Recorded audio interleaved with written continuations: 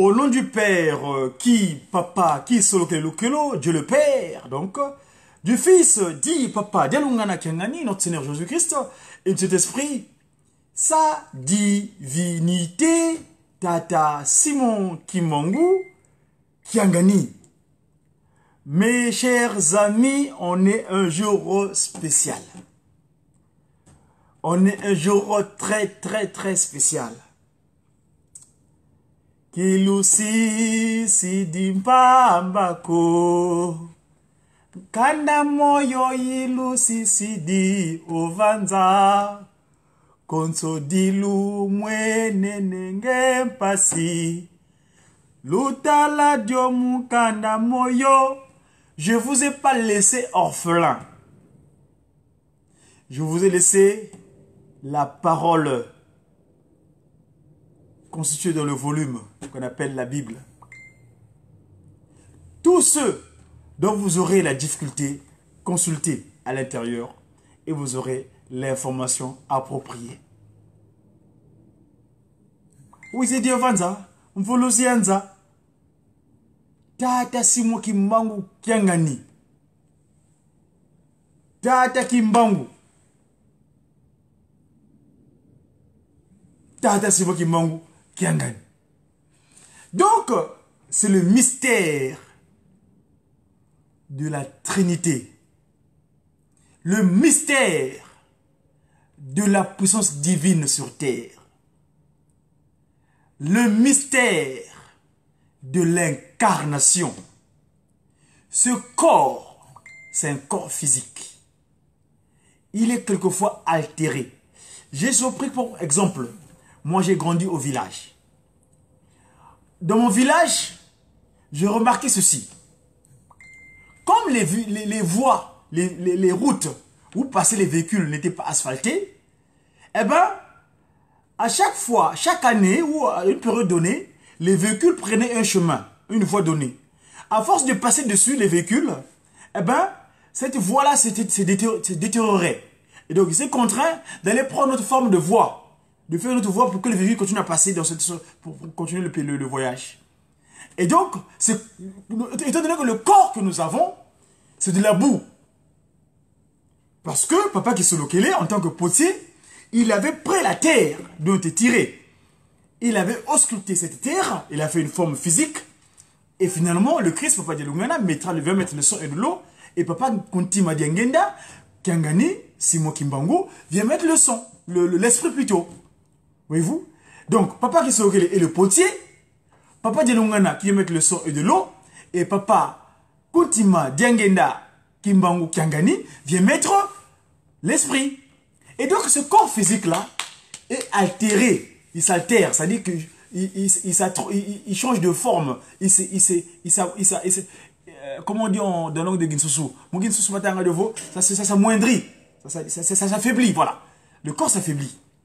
Mais ce corps, l'esprit qui est vivifiant à l'intérieur, peut prendre une autre forme physique pour continuer l'action. C'est le mystère de ce qu'on appelle le vendredi 12 octobre 1951. Est-ce que vous me suivez? Mono Simoni Kimbangu Buya Iza Yabaka Nkumbu Simoni Kimbangu. Moi, Simon Kimbangu, quand j'étais venu, j'avais pris l'appellation de Simon Kimbangu. Buya Izi Didiaka Mungiza Yanzole Nkumbu Ameki Diangenda Kuntima Yosefi. Quand je suis venu pour la seconde fois, j'ai pris l'appellation de Kuntima Diangenda Joseph. Yavutuki Didiaka Mungiza Yantatu Umvutu Dinkumbwame Simoni Kimbangu Kiangani. Quand je suis revenu de nouveau pour la troisième fois, j'ai repris mon appellation initiale. Kimbangu Kiangani. Simon. Bantu baya mwese swampasi kabakunze yeko kabeti kungwilako. Les gens pour lesquels j'ai enduré des souffrances, malheureusement, ne m'écoutent pas. ils ne veulent pas suivre mes recommandations. Tata Fumwambanza, Buwakala Kwenda, Yakutila vo. Tata, Tata, Natando Kizaku. Tata Fumwambanza, Djelunga na Kiangani, le Messie, le Christ.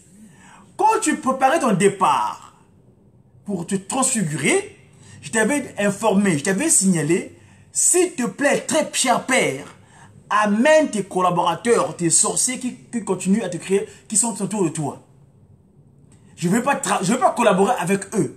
Kisala kwa meye bando kiko.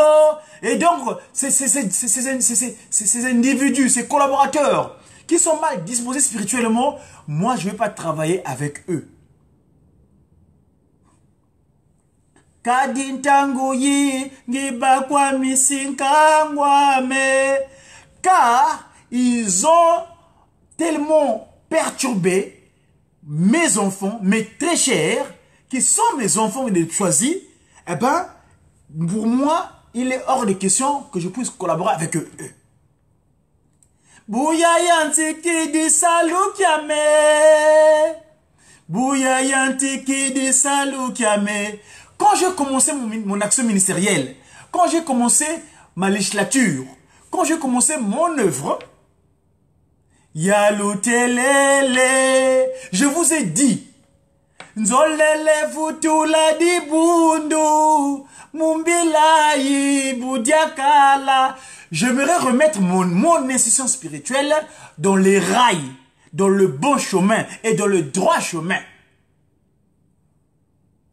Nzolele futula di bundu, Munzilayi budiakala. Yaluyu vudidiaka. Wawu yalu songele. Makuntela batata bame. Yaluyu vudidiaka. Luzolele mon ameso. Vous m'avez posé la question. Voulez-vous voir de vos propres yeux, pratique comment, qu'est-ce qui va se passer? Rwamvutu divo, ingeta tata. Vous m'avez répondu, oui, oui père. Tuzolele mon âme, oui, nous voulons voir de nos propres yeux. Wabuya lusongele, makuntela batata bame. Maintenant que je vous ai mis en pratique les recommandations de mes très chers pères, à savoir Kididi, Kitolokele, Dielungana Diangenda, donc la Trinité céleste.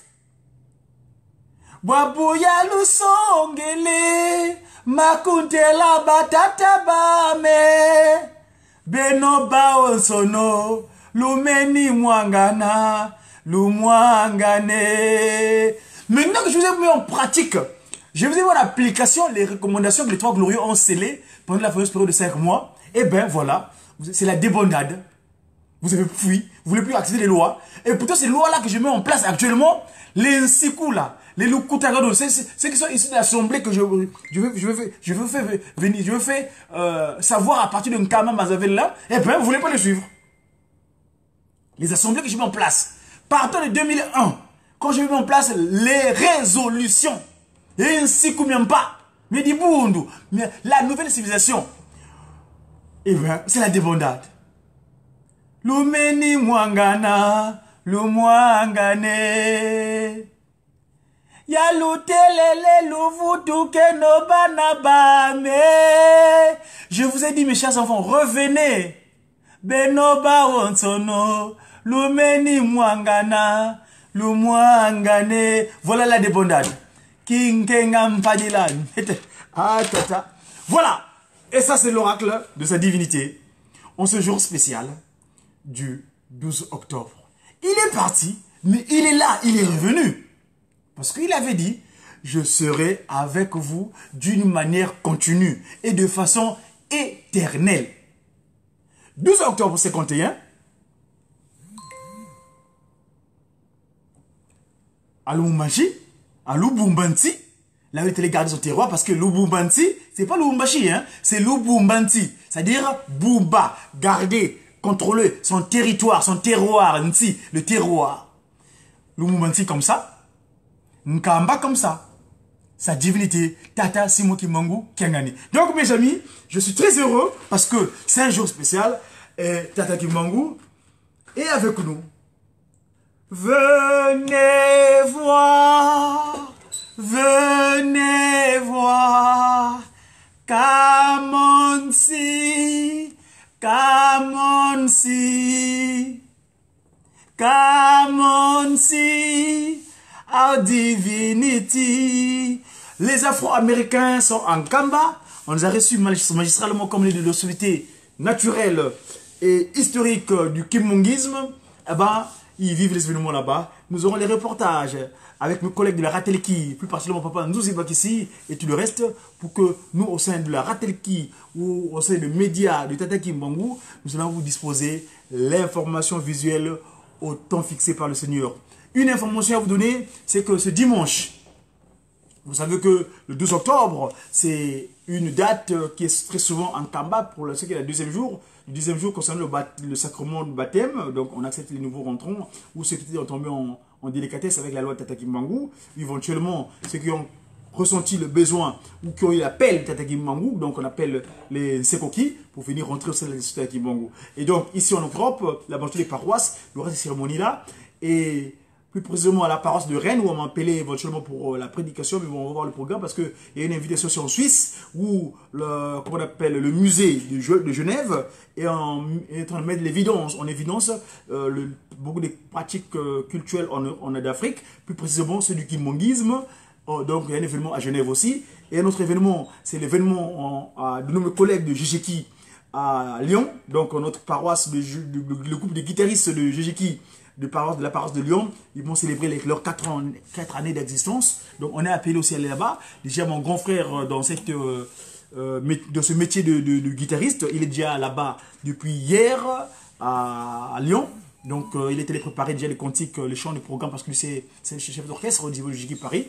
Donc il a déjà rendu avec mes collègues là-bas pour se mettre en harmonie concernant les chants qu'on va disposer à Tata Kimbangu pour le rendre joyeux, parce qu'on nous appelle les Basepelisi et Tata Nzambe. Voilà. Donc mes amis, pour ceux qui sont en live, je voulais souhaiter bonne fête à maman Christine Barbosa, bonne fête à mon grand frère qui vient de rentrer, papa Tata Kimbangu Nayeto Watula, le grand écrivain, qui nous a pondu un grand document historique qui sera remarqué dans le temps à venir. On peut dire que ça a commencé déjà parce que c'est là où il explique l'historique de ce qui s'est passé à Lukulu Kunda Masangu, donc le fameux acte de transfiguration de Tata Kimbangu en Tata Dengenda, en Tata Kimbangu ou en Tata Kimbangu en Tata Dengenda. Donc grand frère, bonjour, je dis aussi le bonjour à mon frère Hu HZ. Je sais pas comment ça fait, qu'est-ce qu'il abrège par là. En tout cas, bonne fête à ton papa. Un autre papa, Dieu avec nous, papa, Emmanuel Diarangana.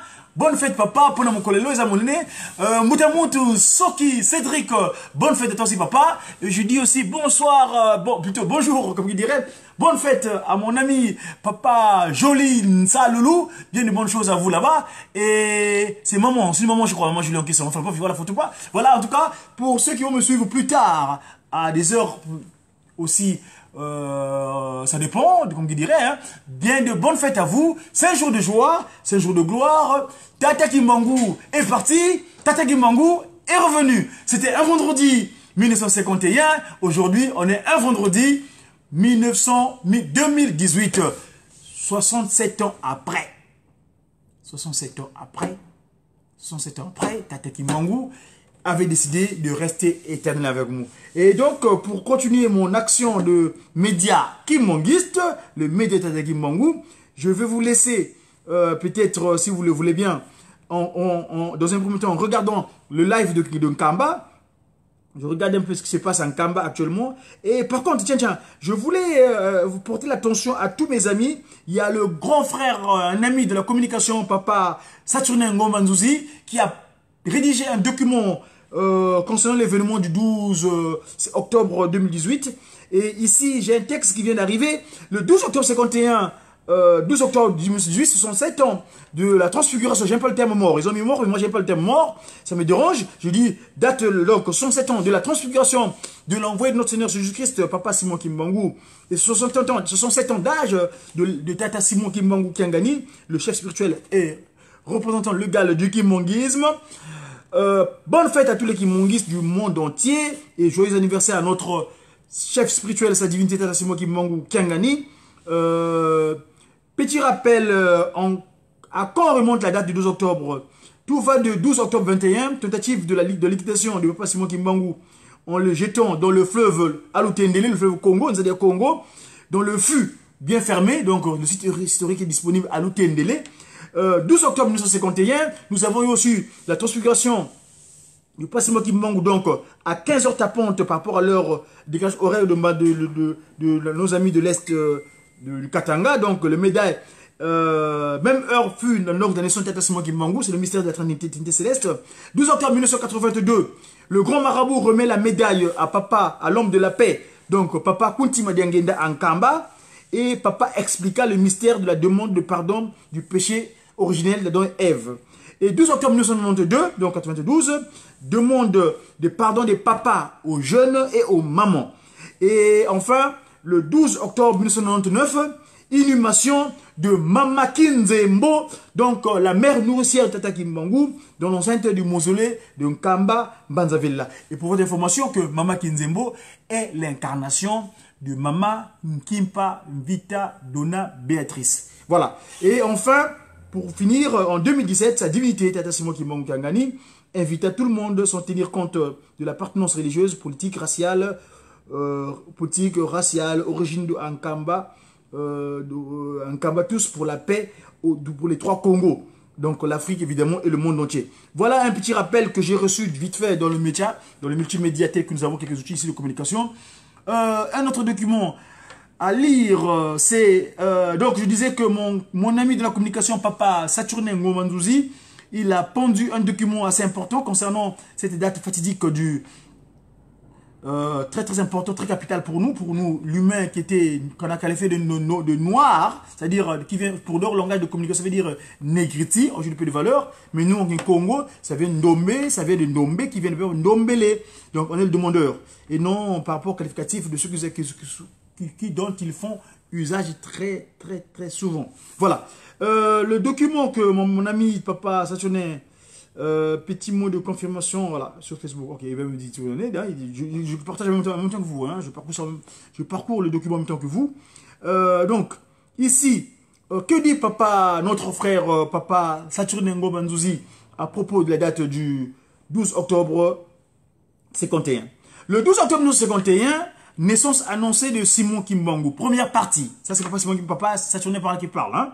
Le 6 avril 1921, lorsqu'il se leva, avec une Bible à la main, Simon Kimbangu se présenta lui-même comme étant l'envoyé spécial de notre Seigneur Jésus-Christ. C'est-à-dire l'incarnation du Saint-Esprit promis par ce dernier. Vous lirez les références dans Jean 14, versets 15 à 17. En tant que nouveau consolateur, Simon Kimbangu s'est incarné au sein de la race, entre guillemets, noire, afin de la libérer spirituellement et de la réhabiliter matériellement. Né le 12 septembre 1887, il avait promis renaître en 1918. Et cette année-là, naquit son 3e fils, Joseph Kuntima Diangenda, qui s'est révélé être sa première réincarnation. En 1913 et en 1921, Simon Kimbangu prophétisa qu'il renaîtra une 3e fois. En 1951, il renouvela cette prophétie. Et le 12 octobre de la même année, pendant qu'il se transfigurait à Elisabethville, actuelle Mumbansi, un autre Simon Kimbangu naissait simultanément à Nkamba. Il s'agit en effet de son petit-fils Simon Kimbangu, naissait donc Simon Kimbangu Kiangani, qui est donc sa 2e réincarnation. C'est l'actuel chef spirituel et représentant légal de l'institution spirituelle qu'on appelle l'église kimbanguisme. Moi, je dirais plutôt la civilisation, le kimbanguisme. À l'occasion de ce 60e anniversaire, donc Papa Saturnin Ngomandouzi retrace ici l'histoire de sa naissance et son développement progressif aux yeux de kimbanguistes. Toutes les informations qui vont suivre sont tirées du livre intitulé Simon Kimbangu, le Saint-Esprit promis par Jésus-Christ, tome 2, dont la publication est programmée pour 2019. Donc ça c'est une information qu'on distille. Alors, première partie. En 1913 donc, 8 ans avant le début de son ministère, Simon Kimbangu avait annoncé à son ami Disweme Ndompetelo qu'il allait renaître une deuxième fois en Kamba le jour de sa mort. À son homonyme et à son ami Ntsumbu Simon, il affirma en 1921, sans aucun détour, que je renaîtrai pour la deuxième fois dans ta famille. En 1951, 30 ans plus tard, il renouvela cette prophétie sans aucune précision de date ni de lieu. À l'extérieur, loin de la prison d'Élisabethville, où il était incarcéré durant 30 ans, les épouses de ses 3 fils, à savoir Papa Charles, qui s'occupe de donc Dieu le Père, Papa Salomon, donc le Pacifique Dialungana qui a gagné le Seigneur Jésus-Christ, et Papa Kuntima Joseph Diangenda, Papa Kuntima Diangenda Joseph, étaient toutes les 3 enceintes, donc leurs épouses. C'est alors que Simon Kimbangu déclara que si l'une d'elles accouche d'un petit garçon, ce sera donc lui qui se réincarnerait pour une deuxième fois. Et au début d'une longue période d'attente, l'on assista au terme des 3 grossesses à la naissance de 2 filles et d'un garçon. Chose surprenante, le jour et l'heure de la mort de Simon Kimbangu correspondèrent parfaitement à l'heure et au jour et à l'heure plutôt de la naissance annoncée de ce petit-fils né Simon Kimbangu. Le décalage horaire entre le village de Nkamba et la ville d'Élisabethville, distant l'un de l'autre de 2000 km, ne change rien du tout, car les 2 événements sont temporellement compatibles plutôt. En ce sens que la mort et la naissance se déroulèrent de façon simultanée. En 1971, comme qui dirait 71, 20 ans plus tard, Joseph Désiré Mobutu prôna alors l'idéologie du recours à l'authenticité. Celle-ci imposa entre autres la substitution des prénoms chrétiens par des post-noms d'origine africaine. Donnant ainsi l'exemple, lui-même, Joseph Désiré Mobutu s'appela désormais Mobutu Sese Seko Kukungwendu Wazabanga. Et dans la foulée, la République démocratique du Congo était devenue officiellement le Zaïre. À l'instar de leurs compatriotes, les 3 fils de Simon Kimbangu étaient eux aussi conformés à cette conformés à cette idéologie du recours à l'authenticité. Car il fallait rendre à César ce qui est à César et à Dieu ce qui est à Dieu. D'après notre fiscaliste Matthieu, dans son livre qu'il avait dans sa rédaction du 22 au chapitre 22 et verset 21.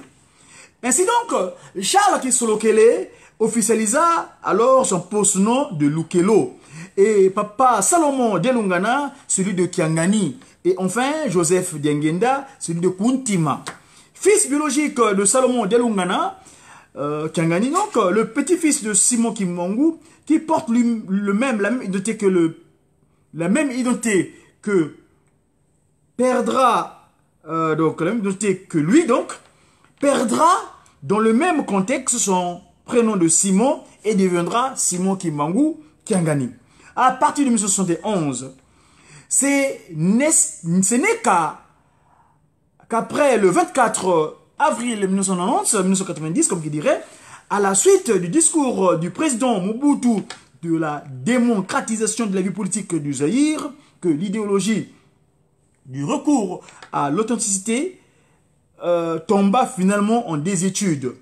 Beaucoup de Congolais, j'aime pas le terme congolais, des Congolois, parce qu'on n'est pas laid nous, des Congolois, ceux qui vivent sur le Tata Kimbangu, se réapproprièrent par la suite leur prénom chrétien. Et le pays lui-même ne renoua, le pays, lui, ne renoua avec son appellation initiale de, renoua donc avec son appellation initiale du Congo, République démocratique du Congo, en 1997-97. Avec l'arrivée au pouvoir de son excellence Laurent Désiré Kabila, Kimbangu Kiangani, quant à lui, se réappropria officiellement une fois de plus son prénom de Simon, d'où son actuelle identité de Simon Kimbangu Kiangani. En tant que phénomène spirituel, l'incarnation et la réincarnation sont l'un d'être des spécificités bouddhistes, comme on l'a si souvent cru. Hormis l'incontournable cas de Jésus-Christ, la Bible cite 2 autres cas d'incarnation qui démontrent qu'elle est aussi une réalité chrétienne avérée. Il s'agit ainsi de celui de Jérémie. Donc Jérémie chapitre 1 verset 5 et de Jean le Baptiste, Matthieu 11 verset 14. C'est en effet insolite son précédent, c'est un fait, insolite son précédent. Depuis sa naissance en 1887, jusqu'à ce jour, Simon Kimbangu n'a jamais quitté la terre, puisqu'il est toujours présent ici-bas. En effet, si le Saint-Esprit s'est incarné une seule fois, il s'est par contre réincarné 2 fois de suite, ce qui revient à dire que depuis 1887 jusqu'à ce jour, Simon Kimbangu a vécu dans 3 corps différents. La Sainte Trinité, ayant elle-même limité à plus ou moins 120 ans la durée de vie de l'esprit dans un corps humain, donc vous lisez dans Genèse chapitre 6 verset 3, le Saint-Esprit incarné ne pouvait donc pas transgresser sa propre loi. C'est ainsi qu'il a choisi de se réincarner plus d'une fois afin de ne pas faire mentir l'évangile de Jean, chapitre 14, verset 16, qui dit clairement que, j'ouvre les guillemets, « Moi, je prierai le Père et il vous donnera un autre consolateur qui soit éternel avec vous. » Après sa naissance en 1887, Ankamba Simon Kimbangu annonça sans énigme ni parabole en 1910 aux anciens du village qu'il renaîtrait en 1918. À cette époque-là, personne n'accorda de l'importance à cette surprenante prophétie. Dès lors que sa divinité ne s'était pas encore pleinement manifestée, le 22 mars 1918, Ankamba, son épouse Nkaramuilu Kewanga Marie Mvitani accoucha d'un 3e fils, à qui Simon Kimbangu donna ainsi le nom de Joseph Kontima Dianguinda, comme qui dirait Dianguinda Kontima. Le fait que cette heureuse naissance ait eu lieu exactement en 1918 n'interpella pas non plus les témoins auriculaires de la prophétie de sa divinité Simon Kimbangu.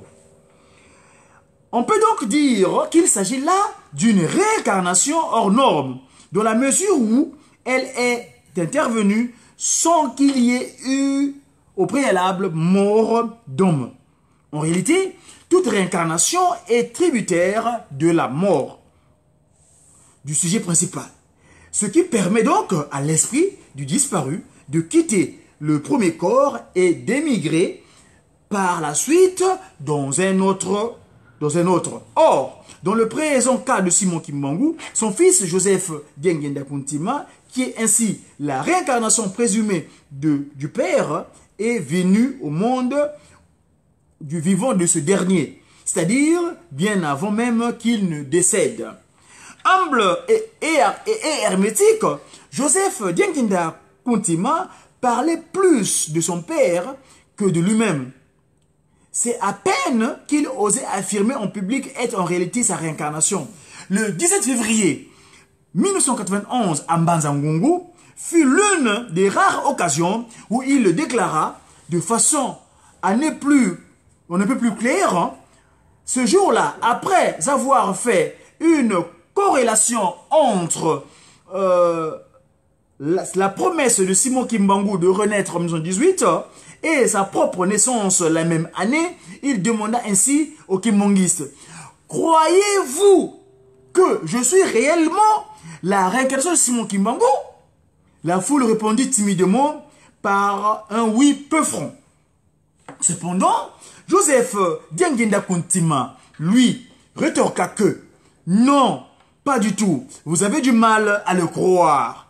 Bien que nombreux disent qu'ils connaissent et reconnaissent le Père, mais pas le Fils, la vérité est qu'au-delà de ce prétention, ni hier, ni aujourd'hui, ils ne connaissent ni les connaissances, ni ne reconnaissent Simon Kimbangu. À l'époque de Jésus-Christ, les Juifs dirent la même chose. Nous connaissons le Père, mais pas le Fils. Qui est Jésus-Christ? Le Fils de Dieu. Or, si vous allez dans le pays où il est né, ils ne le reconnaissent pas comme tel. Et jusqu'à ce jour, ils attendent toujours l'arrivée du Messie.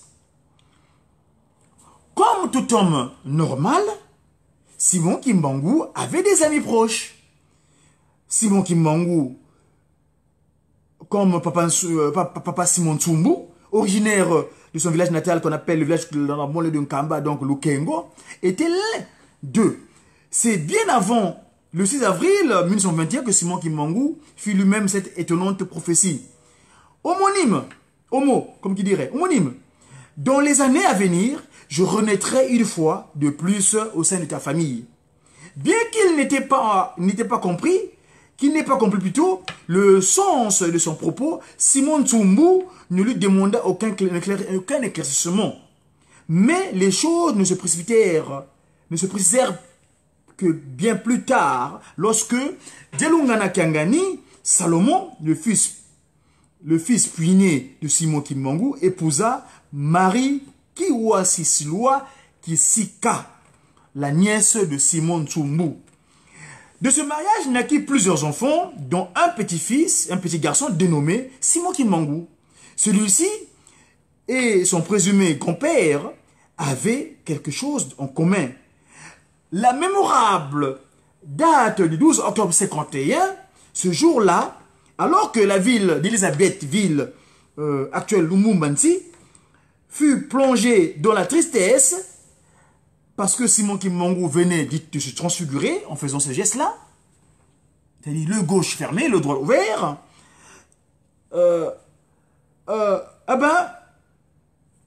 pendant ce temps, plongé dans le reste, c'est ça, Nkamba, parce que Simon Kimbangu venait de se transfigurer, Nkamba était au contraire dans l'allégresse, parce que celui que l'on croyait mort, entre guillemets, venait plutôt dire renaître. Mais à l'époque des faits, rares furent ceux qui étaient en fait de cette renaissance de Simon Kimbangu, c'est-à-dire de sa deuxième réincarnation. Originaire de Mpemba, Diswemi Ndompetelo fut un ami proche de Simon Kimbangu. Il était au courant sans pour autant s'en rendre compte. Selon la tradition kimbanguiste, les deux amis se voyaient souvent à Mpemba ou à Ngombe Kinsuka. En 1913, profitant d'une causerie, Simon Kimbangu prophétisa qu'à l'avenir, il sera arrêté et envoyé loin de la contrée et que c'est là-bas que surviendra sa mort. Cependant, le jour où Diswemi Ndompetelo apprendra que son ami n'est plus de ce monde, qu'il soit plutôt convaincu, n'est plus ce monde, qu'il soit plus convaincu en son fort intérieur qu'il n'est pas mort comme tel. Au contraire, c'est à ce moment-là que lui, Simon Kimbangu, retourna bien vivant en Kamba dans la peau d'un nouveau-né. Et toi, avait-il dit à son ami Diswemi, vous savez que le mot Diswemi veut dire caché, hein, c'est un peu dissimulé. Diswemi Ndompetelo, tu viendras sur place me rendre visite et tu me prendras même dans tes bras. En ce moment-là, en ce temps-là, ce dernier n'avait rien compris à ce que Simon Kimbangu lui prédisait. En 1921, après avoir vu et entendu tout ce qui se passait en Kamba, Tata Diswemi Ndompetelo n'avait toujours pas discerné le sens exact des propos de son ami. Cependant, l'arrestation et la déportation de Simon Kimbangu lui ont permis de comprendre en partie la prophétie qui lui avait été faite 8 ans auparavant. Le 12 octobre 51, jour de sa mort à Lumumbashi, à l'Elisabeth Vite donc, Diswemi Ndompetelo n'était au courant de rien. Il se retrouvait chez lui en Pemba, à l'intérieur de sa maison. Et tout un coup, il entendit la voix de son ami en provenance de l'extérieur qui lui annonçait « Je suis de retour! Et je m'en vais tout droit en Kamba !» Sur le champ, les propos prémonitoires de Simon Kimbangu de 1913 lui revinrent à l'esprit et il décida, donc illico, de s'y rendre lui aussi. En cours de route, Diswemi Ndompetelo rencontra Tata Pierre Dituka du village Mwenvo et Tata André Kitoko du village Malanta qui s'y rendaient eux aussi. Peu après leur arrivée sur place en Kamba, les trois compagnons de route furent rejoints par papa Samuel Matoubwa, venu tout droit du Congo Mbanza Kimbangu, ex-Congo français, le Congo français disons. Donc pour sa ville actuelle, bon c'est le terme maçonnique, j'aime pas trop, mais bon, j'appelle ça Mbanza Kimbangu, désolé, excusez-moi. Il tenait en laisse un gros mouton. Tous les quatre furent aussitôt reçus par Nkaka Mwilu Kiawanga Nzitani Marie, l'épouse de Simon Kimbangu, qui semblait s'attendre à leur visite inopinée. Après une courte prière, elle leur dit ceci: « Je suis heureuse de vous voir. Contrairement à ce que vous avez entendu, mon mari Simon Kimbangu n'est pas mort.